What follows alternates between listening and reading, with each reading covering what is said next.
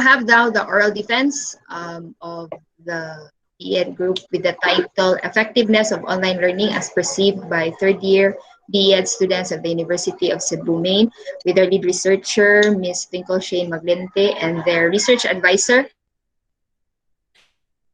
Dr. Rex Argate.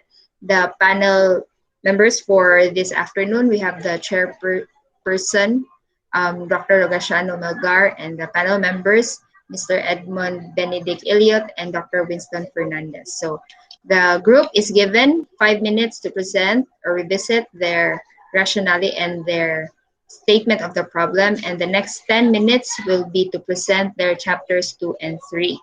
Okay, you may now proceed, researchers. Pleasant afternoon, everyone, especially to our dear panelists.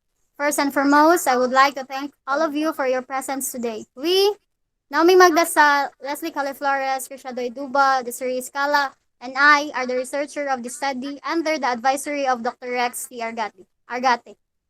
Today, we'll be discussing the study that we did in regards to the effectiveness of online learning as perceived by third-year BEd students of the University of Cebu, Maine. To help express our views in a clearer manner, we created this visual presentation that will help you understand what our study is all about. It is fair to wonder why we have chosen this particular topic to deal with. First of all, learning has progressed from traditional to online learning, with technology serving as a popular medium for obtaining an education. E-learning methods are used to distribute content remotely through video calls, task information, sending and receiving, online discussion forums, and emails, allowing for easy transmission of lessons. Teachers and university are changing their methods and approaches to provide students with engaging and unforgettable learning opportunities. Thanks to technology advancements and internet access, online courses usually consists of a mix of video recordings, live lectures, and readings that students complete on their own time. However, education in 2020 will be anything but ordinary, as the coronavirus has compelled a hasty transition to online learning with a little time to prepare. This study aims to survey third-year BEd students at the University of Cebu, Maine about the effectiveness of online learning, academic challenges, and other important issues that students face on the online platform include the effectiveness and credibility of course content for online learning, digital tools, a lack of time management skills, slow internet connections, and the availability of resources.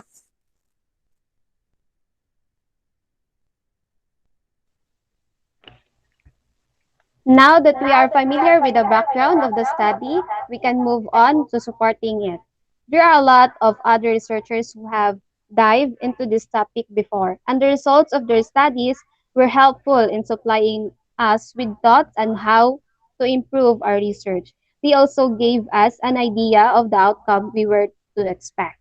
Now, according to transactional distance theory, Moore 1993, the main concept of this to express the mutual relations between the learning environment and its activity.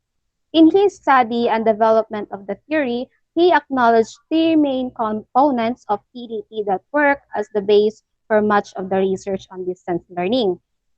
TDT was used to assess students' subjective perceptions of their success concerning their actual performance. This study predicate upon Moore's transactional distance theory to measure student satisfaction. In online collaborative learning theory, Harrison 2017, it is a theory that focuses on the internet as a source of learning through fostering collaboration and building of knowledge. Online collaborative learning to help understand how students and educational institutions accept and use technology for teaching and learning. Next, please. In Bloom's theory, it is a framework for learning and identifies three domains of learning, which is cognitive, affective, and psychomotor that fostered a shared vocabulary for thinking about learning goals. In Bloom's theory, components to measure students' academic achievements. The related literature and studies mentioned above help the researchers by widening the researchers' knowledge of online learning effectiveness. Online distance learning is new in the University of Cebu main campus. Next, please. Statement of the problem. This study will determine the effectiveness of online learning as perceived by the third-year B.Ed student, University of Cebu, Maine, Cebu City, and academic year 2020 to 2021. The results of the study will serve as the basis of the proposed action plan.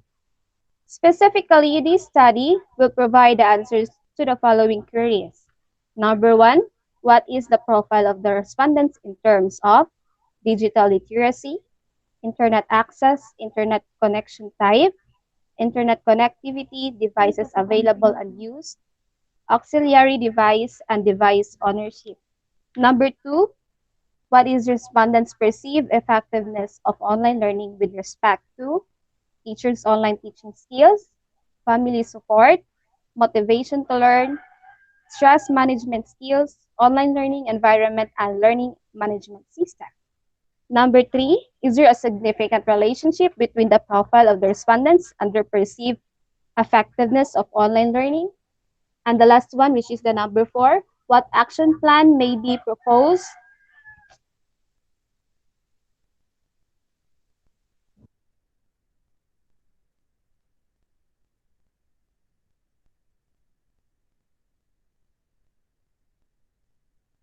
in accordance of the findings of the study?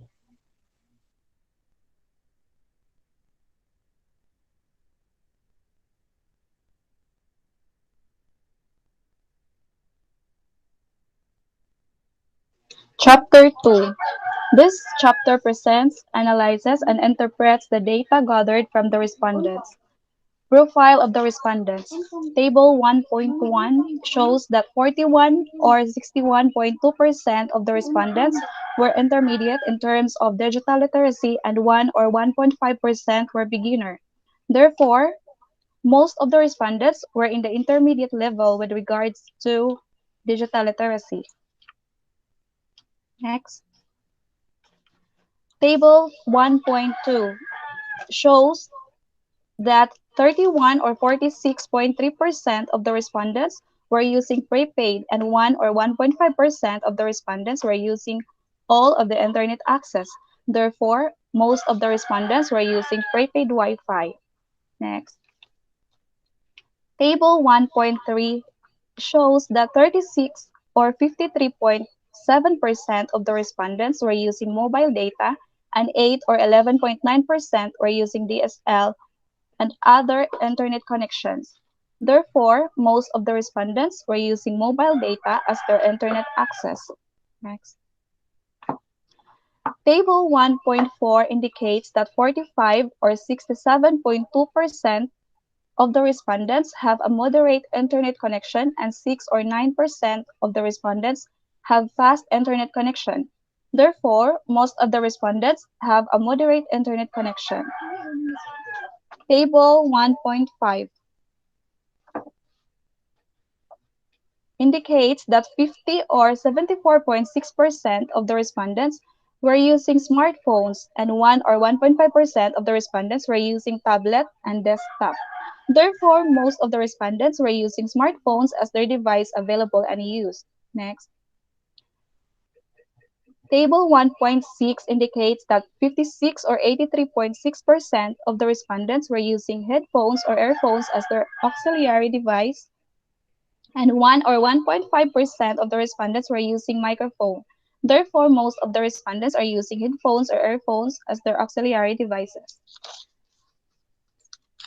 Table 1.7 indicates that 62 or 92.5% of the respondents were using their personal devices and 2 or 3% of the respondents were using borrowed devices. Therefore, most of the respondents were using their personal devices pertains to online learning. Next. The respondents' perceived effectiveness of online learning. Table 2.1 shows the level of effectiveness of online learning as perceived by the students concerning the teachers' online teaching skills, excuse me, wherein 45 or 67.2% of the respondents considered it as effective.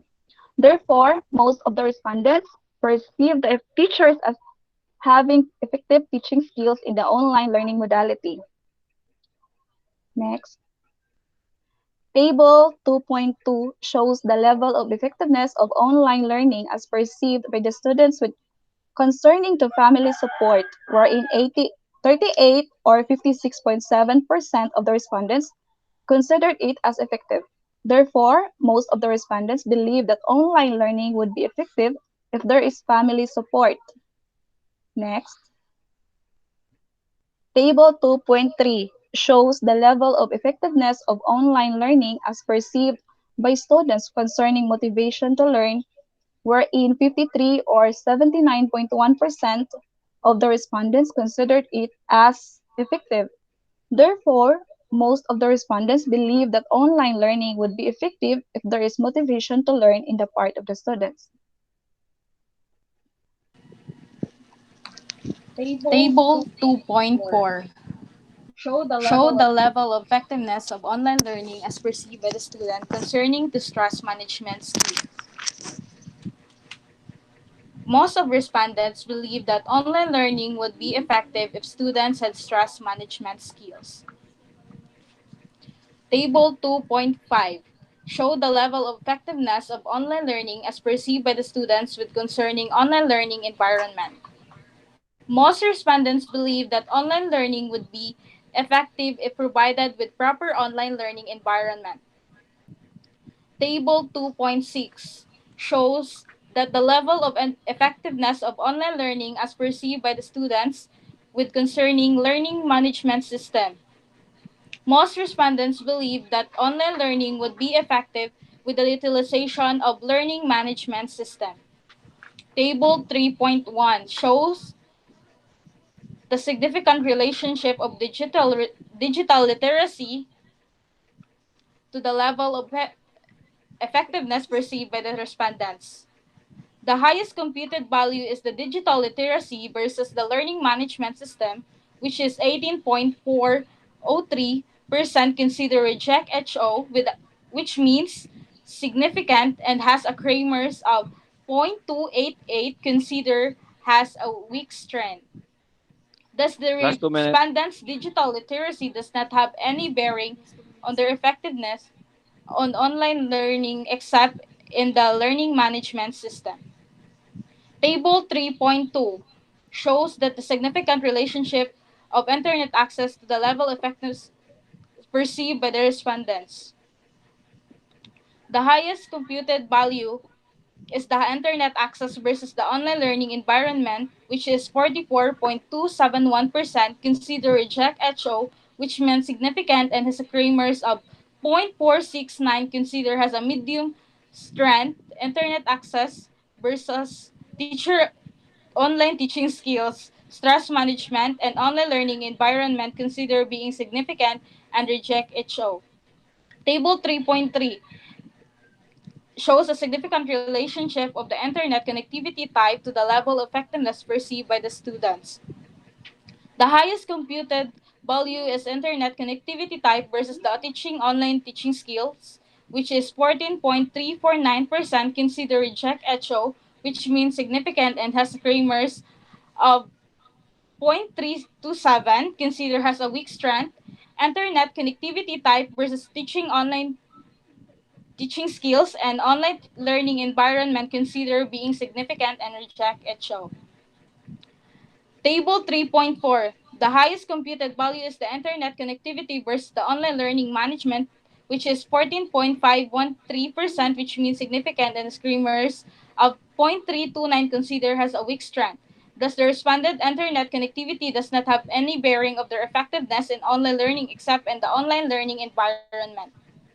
Table 3.5 show the significant relationship of device available and used the level effectiveness perceived by the respondents. The highest computed value is the device available in use versus the stress management skills, which is 7.968%. Thus, the available of device in use by the respondent does not have any bearing on their effectiveness in online learning. Table 3.6 shows the significant relationship of auxiliary device use to the level effectiveness perceived by the respondents. Time is up. The highest computed value is the auxiliary device used versus the online learning environment. Your time is up.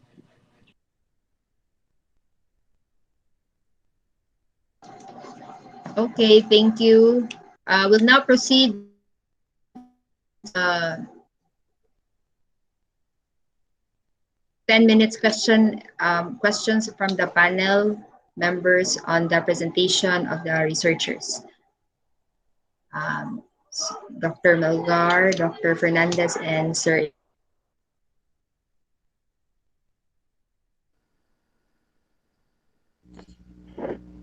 I have no questions, ma'am. I have no questions about the presentation.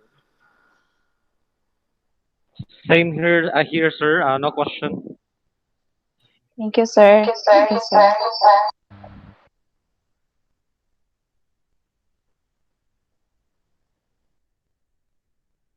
So, can we proceed to the manuscript now? Please present Your the manuscript copy, manuscript. Krishna, or who will be presenting sa manuscript, sorry.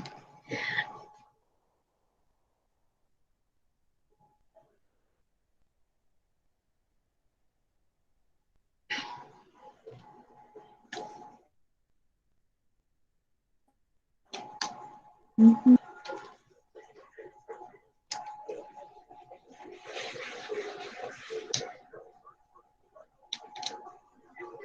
Okay.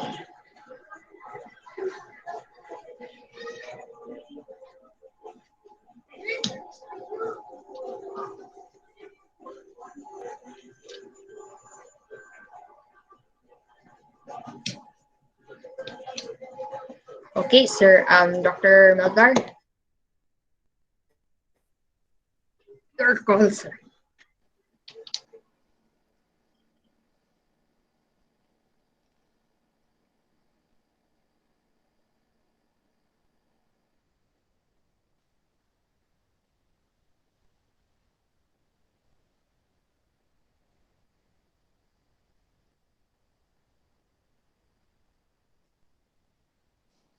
Okay, so far I have gone over the paper, no, from the first page until the last part, and I have seen that it is well organized and well presented, and if there are corrections, it's basically more of typographical, like quotation mark, period. So these are just the ones lacking, and sometimes some words like is, are, was, where, or not translated, no, into past tense. And basically, looking into the study, um, everything is in its place.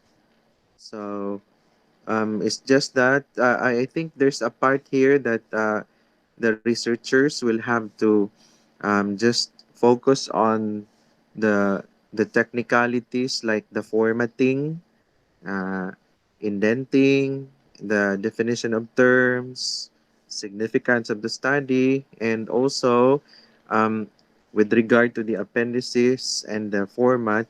I will turn you over to Sir Elliot because um, he knows better than that, no? So I think I have no further concerns regarding the content as presented because everything is well organized. So thank you, Sir Elliot. Okay, sir. Can you go over to your cover page?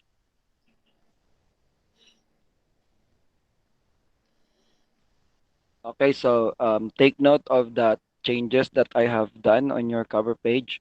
So your title is Effectiveness of Online Learning as Perceived by Third Year BEd students of the University of Cebu, Maine. So a thesis presented to the faculty of the College of Teacher Education, University of Cebu, Cebu City, in partial fulfillment of the requirement for the degree Bachelor of Elementary Education. And then by your names and then May 2021. Okay, so I've noticed that you are using font size of 12, so change this to 14. Anyway, the copy of the manuscript or my copy of the manuscript is already being changed. So take note of the changes.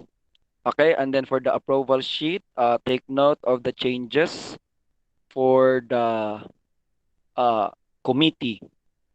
Okay, so our chairman is Dr. Rogashani Melgar. Um, Me and Dr. Fernandez are the members. For the acknowledgement, so I've noticed that only Dr. Argate, Dr. Mr. Roltan, and the God Almighty maoray na acknowledge. So please acknowledge your the people behind this study. Okay, including na if you'd like to the panel members, your Ang research ini dahil instructor as teacher, well. teacher di ay. Okay. Uh, or parents or your benefactors. Okay, so you have to thank them.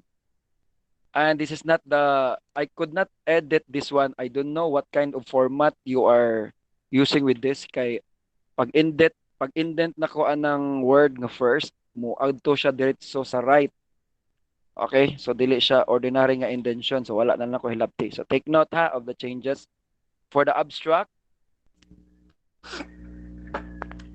okay, for the abstract, so the abstract, the title, the researchers, the degree, the school, the advisor, the date completed, it should be in font size of 14. Okay, not 12. But the wordings, 12 na sila. For the table of contents po, these are 14. Take note of the changes. And then the title for the list of tables, each title should not be double indent. Okay, so magtapad sila. You're still on the abstract. Oh, below, ubos pa gyud. Ubos pa. Kana, that one. So, list of tables. So, kanang frequency and proportion of the profile, digital literacy on the effectiveness of online learning, dili na siya naka-double enter. Single enter na siya. Okay? And then, we'll go over to your rationale. So, upon reading this, I've noticed that you were able to provide what is being required, the international, the national, the local, and the purpose of the study.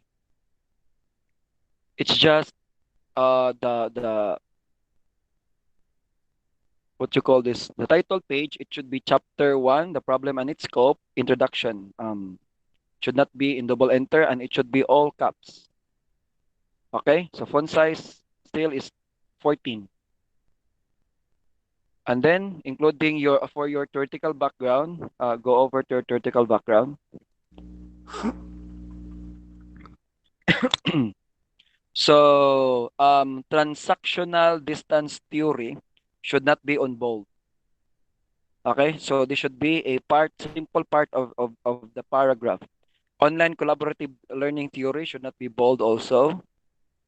Bloom's theory. And then look at on the last paragraph of your theoretical background. So you've stated here, the related literature and studies mentioned above help the researchers by widening the researchers. So there's no need for you to put this. Okay, so it's obvious nga na sila natabang, but no need to put it here.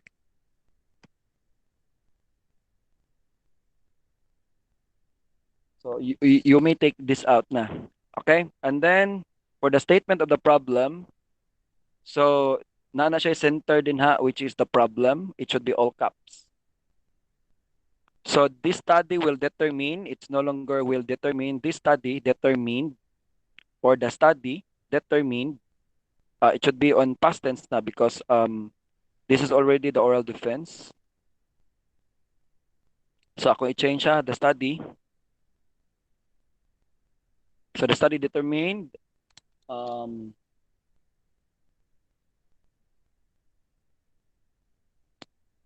determine the effectiveness of online learning as perceived by the third year BEd students at the, it should not be on comma, it should be at the University of Cebu, not should be dash, but comma, main campus,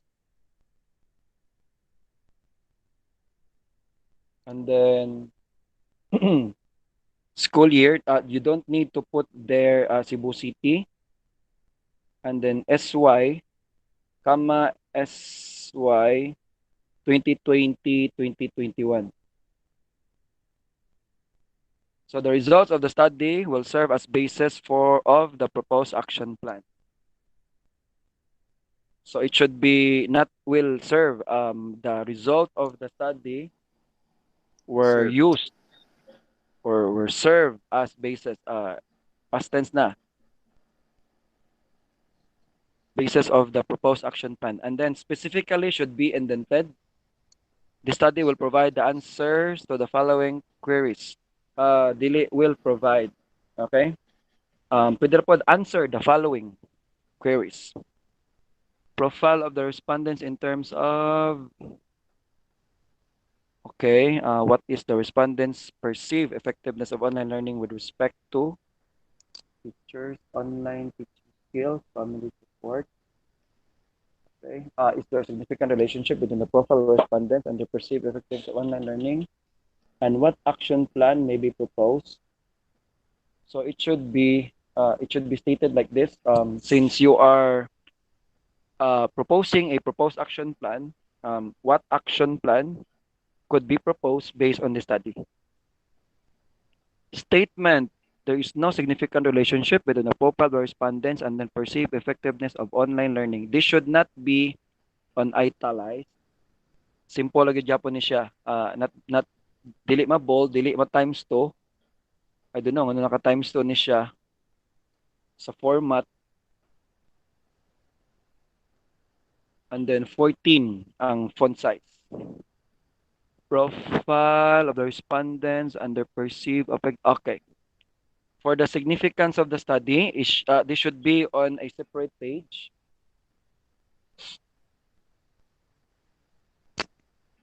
So the study will benefit the following stakeholders. So I am going to add stakeholders. Students should be indented. Teachers indented also. What are you referring to the school?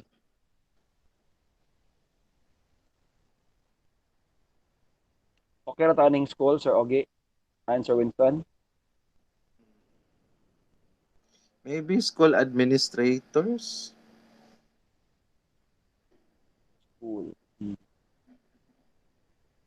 Hindi ka general, nakapag- yeah, school.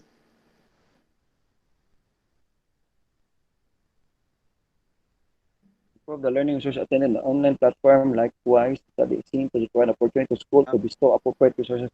We'll have school administrator. Just to for us to have consistency because our beneficiaries are all persons. Persons, Perhaps yeah.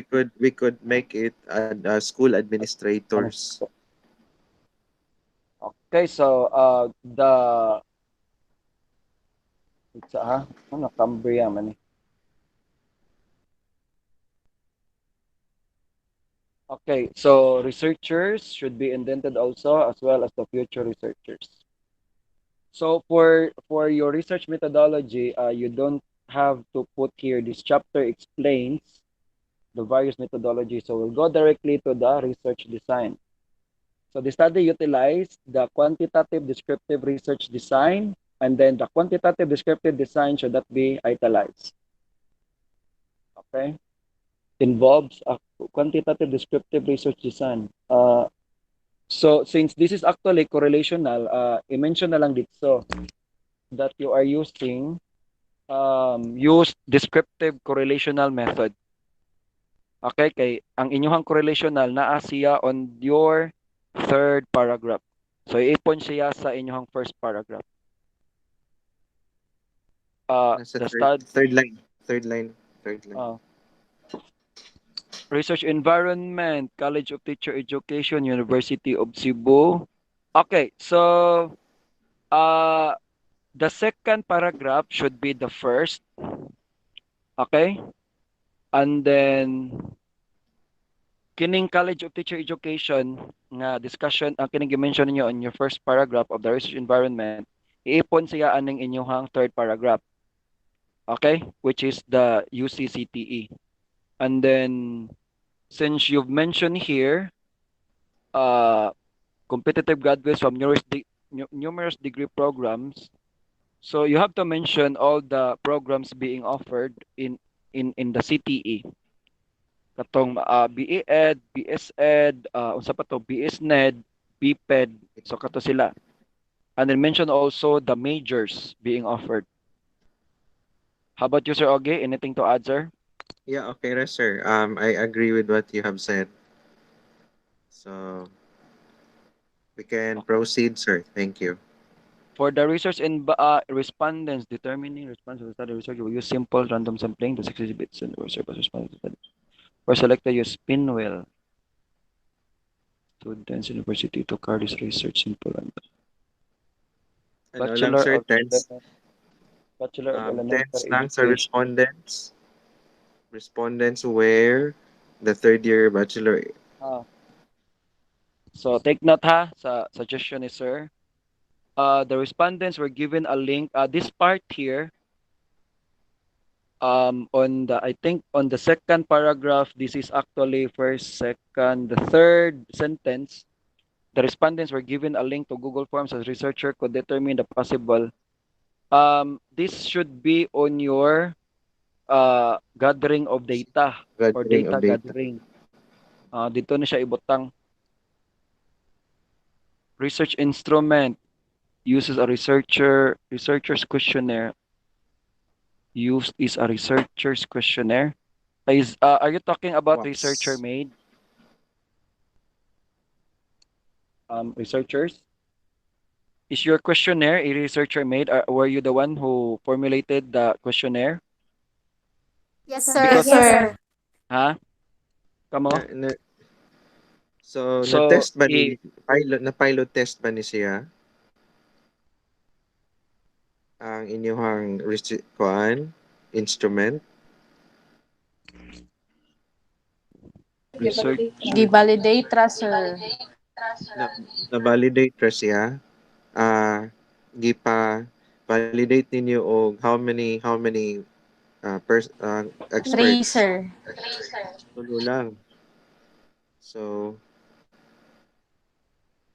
how is that, Kinsa dear inyong panel? statistician gali? Sir, sumikad, Sir sir. Sumikad. Sir Sumikad. Kuan lang, since your questionnaire is actually a researcher made, ingna lang si sir nga is advised by the Atong panel 10%, nga sir. nga mag-pilot test. Pilot test lang ninyo. Anyway, you don't have to show man the data or the result of the pilot tested. I-mention naman ninyo siya nga it had undergone pilot testing Pilot testing. using a unsa nga Conduct. test like Conduct. reliability ba. So ipakuha lang ninyo, ipa-compute lang ni sir. Okay? Para ma-valid yun siya. So, usbo ninyong term nga researcher's questionnaire ha. It should be Sir. researcher made. Survey questionnaire to determine perceptions of BA and effectiveness. A survey questionnaire to determine. On your second paragraph here, kuan na ninyo, you have to describe of unsay makit-an sa inyong questionnaire. Okay, kung nagamit ba mo kaning mga responses like 4 as the always, 3 as sometimes, ingon ana kasi components niya for your kuan. Like if naamoy first part of your questionnaire, let's just say the first part um kuan deals with the profile of the respondent, and then the part 2 deals with the katong SOP number 2, dayon SOP og napamoy third SOP something inana. So ana pag state. And then for the research procedure carried out as a descriptive quantitative research. So this is descriptive correlational. Okay? Nalimtan ninyo ang correlational. No need na to mention to mention the method. So you're just going to mention here this section presents the method of data gathering, statistical treatment use, and scoring procedure. So ana. And then you'll go directly to data gathering. So inato lang ka simple ang inyong under the research procedure kay under niya is the data gathering man. And then before conducting the survey, the researcher sent a formal letter to the dean. Dito na, a letter was sent to the dean of the College of Teacher Education asking permission and ana. And then a letter was sent to katong experts to validate the researcher made questionnaire. Kato sila. And then since kuanan man mo og pilot testing ay pagbutang na lang sad mo og letter nga asking permission to conduct a pilot test sa inyong questionnaire. Okay? I-mention na lang po ninyo. Sir, magbuhat pa may ana ayon na lang kay nag-conduct naman mo, kuan lang ninyo, i-add lang sa inyong transmitter letter. Okay? Treatment of data, frequency, distribution, and proportion.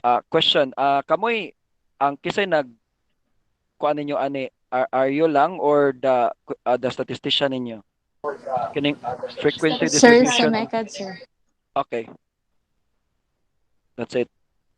To determine significance of relationship. Okay. So, punan gyapon ninyo ha, like kung unsa gigamit ni sir as kuan katong sa so tawag ana sa sa pilot test kung unsa gigamit niya. Kato siya. Convex alpha. Definition of terms. So definition of terms should be all caps and it should be found at the center. Okay? Ako ni siyang i-yellow dire ha, meaning i-edit pa ni siya niyo. And then the following terms are operationally defined in this section. So no need na to state like this. Pwede ra ana to give the reader a clear comprehension of the study, these significant terminologies are defined. Auxiliary device. Sir, let's decide on this, sir. Kining auxiliary device is part of your SOP ba? Naaba Sakto? Okay, are you sure nga naa Yes. Okay, very good. Yes, So, sir. So ato lang siyang ipang-indent ha, auxiliary device, devices available and used, digital literacy, family support, internet access, internet connection type, internet connectivity, learning management system, motivation to learn, stress management. Make sure ha nga naa siya yung SOP. Kaya kung wala, i-take out lang ninyo. And then last to be defined is katong inyong proposed action plan. Ano lang sir, last 3 terms sir, period and then capital letter ang first letter sa definition. Motivation to learn, hyphen. Kani, dili ni siya naka-period ni siya. Oo, hyphen. And then the last term. Okay? So chapter 2, na. So chapter 2, presentation and analysis of data. This should be presentation, analysis, and interpretation of data. And this should not be double space. It should be single space lang. Ang line spacing. Also, it should be all caps. And then font size should be 14. Okay? And then for the profile of the respondent, so this is your SOP number 1. Kini bitaw inyong kuan frequency table 1.1. Inyuhan ni siyang ikuan what we call this. Ayaw ninyo i-italize ang kining title sa inyong table, kining frequency and proportion of the profile. Kuan ni siya bold lang, bold. And then dapat center, naka-center ni siya. And So also maghimo table og sample diri ha. Ang kining table 1.1 including na kuan ang kining table pod table 1.1. Center siya, kanya bold. And then for your, let me see, table 1.2, 1.3, fiber. Respondents perceive effectiveness of online learning.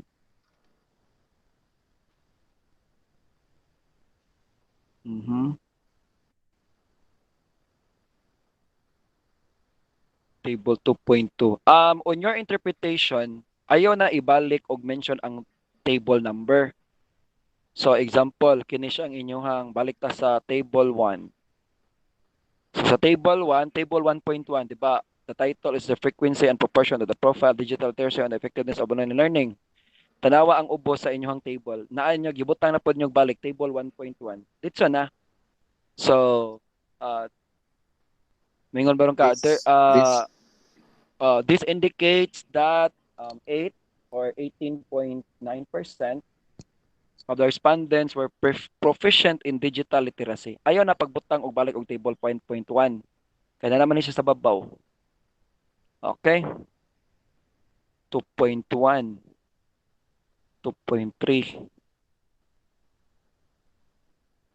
By the way,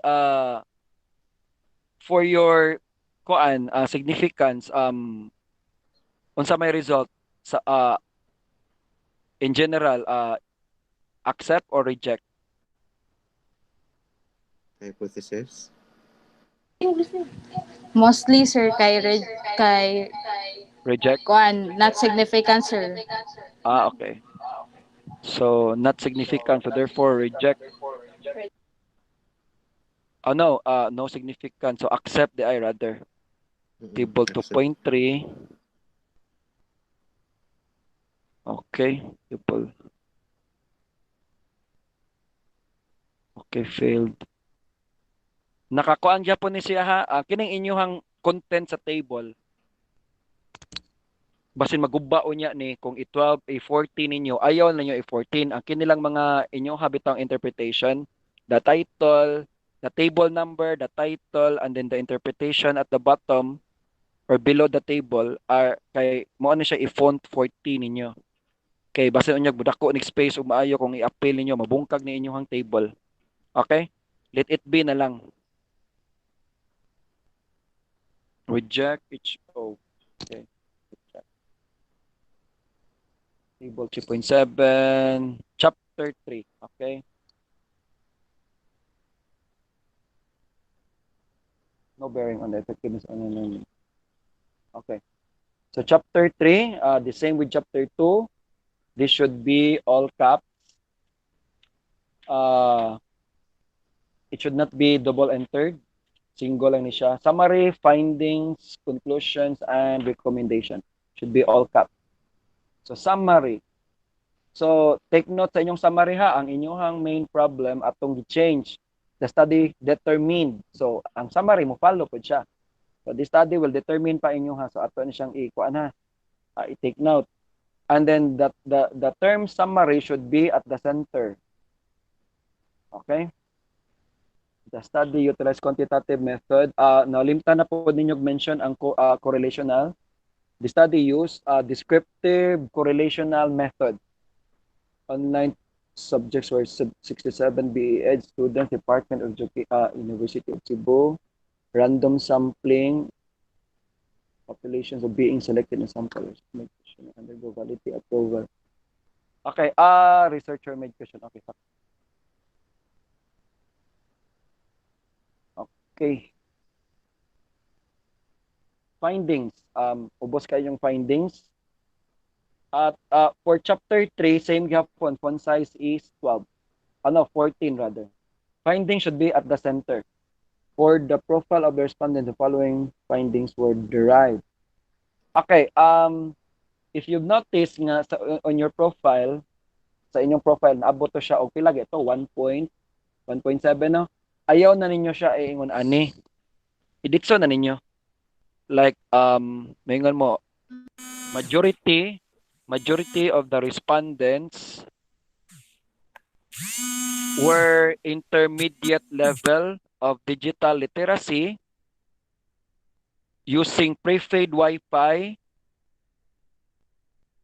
Most of the respondents are using prepaid Wi-Fi. Most of the respondents are using mobile data.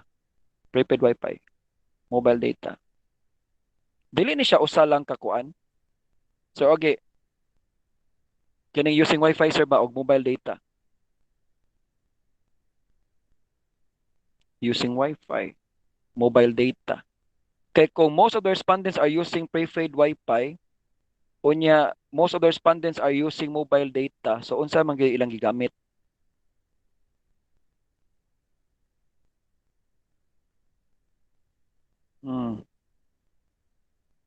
Most of the respondents. Akong balikon inyong kuana is inyong SOP digital there's internet connection type, internet connectivity. Internet connection type, internet connectivity.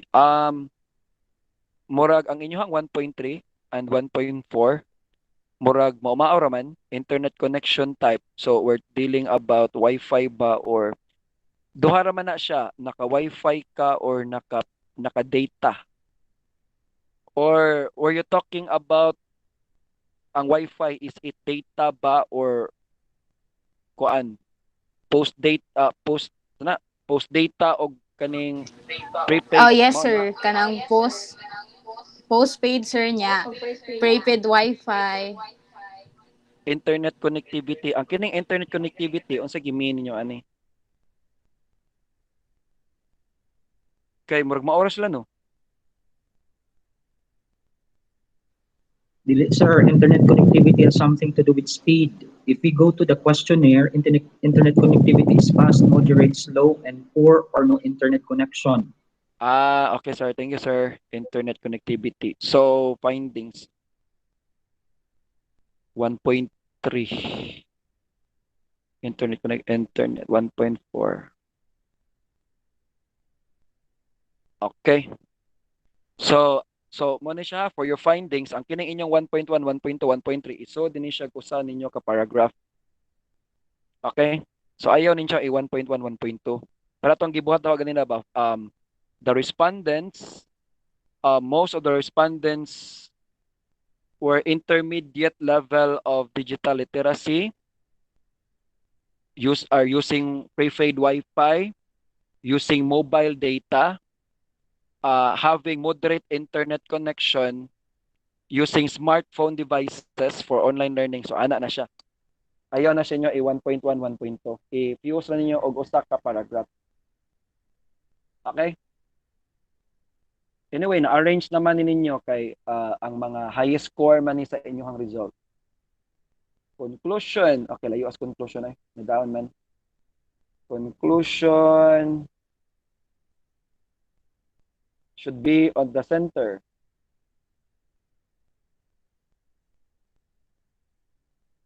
Okay? Unsa ning objectives time frame? I-show gud ang inyo ha, basin ako nabungkag lang, i-show gud ni. Kani recommendation na among na table nga nigawa sa ako adre objectives time frame. It's colored blue. Asa ni siya dapit? Naa sa ako ang data. That one. Okay, daradi ay. Action plan, sir. Okay. Nabungkag ning sa ako ay sorry. Recommendation.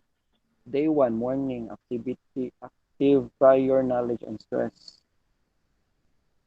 Active prior knowledge, stress management and online learning environment. Morning. Slide share. Unsay title sa inyong activity ani for day 1?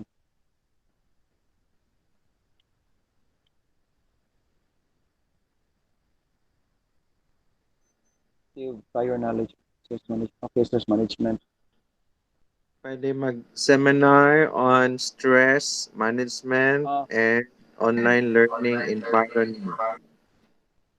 you add na lang pod kanang kuan ha, budget og pila yung budget ani kay if this study will be used by the department for implementation, guided na mi nga mao din siya ang budget nga required. Okay? Day 2. Okay. So puno na lang mo og kuan din puno na lang mo og mag-column ba mo or i-insert ninyo din sa ubos. Sir Elliot, pwede Sir, ra go nila ahead. pwede ra nila isud sir sa kuan sir, Sa column no? fiscal sources. Pwede ra.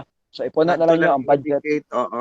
Hindi ang budget. So budget would be on the speaker kung kinsay mo kuan, speaker dayon kani pod kining laptop, smartphones ana budget. References APA format. References the word references should be at the center and it should be all caps. Okay? APA format, appendices, you don't have to put here appendices. Dito na tag appendix A. So tangtango na lang ko ning appendices, appendix A, and then the appendix should not be all caps. Ang transmittal letter mo ay all caps na to.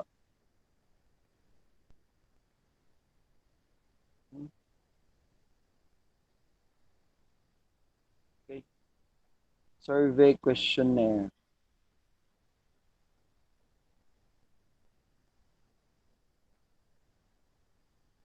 Informed consent. Was the ERB ang nag-require din yung informed consent? Gi-require mo ano? Yes, sir. Yes, sir. Gipausab nila ang kuan, sir. Okay. Certificate of Final Approval Report.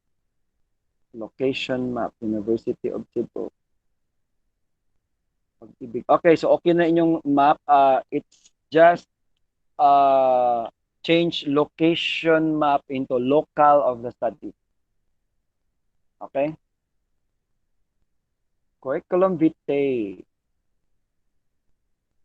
Ang inyong picture lang, ang kining kang Doba.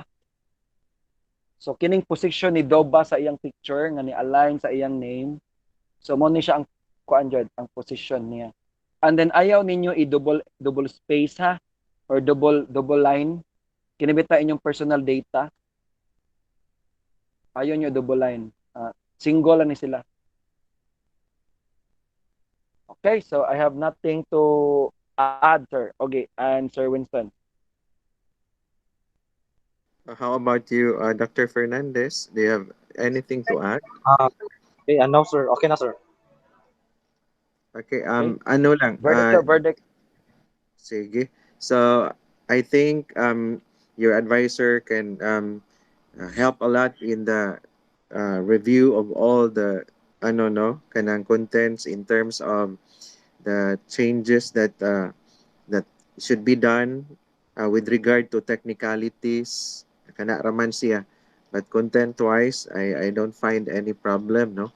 So, this time, we would like to inform the group regarding the verdict of your oral defense on behalf of the Dean of the College, Dr. Chua, and then members of the panel, Professor Edmund Benedict Elliot, as well as Dr. Winston Fernandez, and also our advisor, then our instructor.